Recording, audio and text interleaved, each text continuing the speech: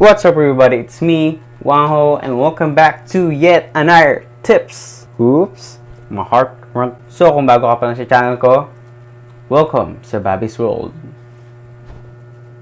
So for today's episode, actually bago pa lang tong episode na to kasi ngayong episode, magbibigay ako ng lamang tips na kailangan nyo malaman in order to be a great magician. So without further ado, let's get into the video. So the first tip that I'm gonna give you is the eye contact. Meaning na huwag ka lang tumingin lagi sa ginagawa mo. Makipag eye to eye contact ka din sa audience mo. Imagine may nagpa-perform sa'yo, tapos sa buong performance, hindi siya tumingin sa'yo kahit isa. Hello?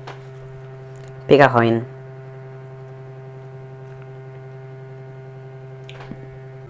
Awkward, di ba? So make sure na makikipag eye to eye contact ka sa audience mo. Kasi una, makikita nila yung beautiful face mo. Makita nila yung mukha na nag-perform sa kanila.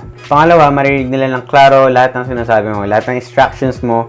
Basta make sure na mag-toothbrush ka before the performance. Kasi pag naamoy nila yan, whew! Damn! Magic. Number 2. Never get satisfied. Okay lang naman masatisfied, pero wag mo hayaan na pigilan ka nito sa pag-grow mo as a person. Always get curious. Like, learn new things, question mo yung mga bagay-bagay. Lagi mo tatandaan na beginner ka pa rin. Na handa ka pa rin matuto ng mga bagong things. Kahit sabihin mo magaling ka na or marami ka nang alam, don't let satisfaction stop you from growing. Lagi mo tatandaan, there's always a room for improvement. Number 3.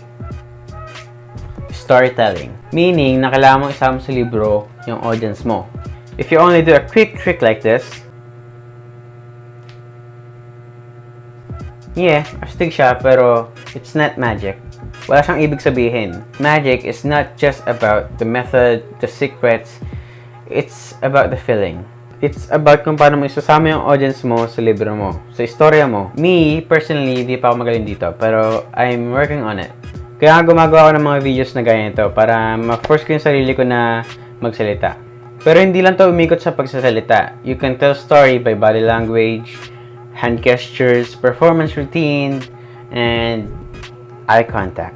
Number 4. Gets nyo? Kasi 4 lang. Practice. I cannot stress this enough. Practice.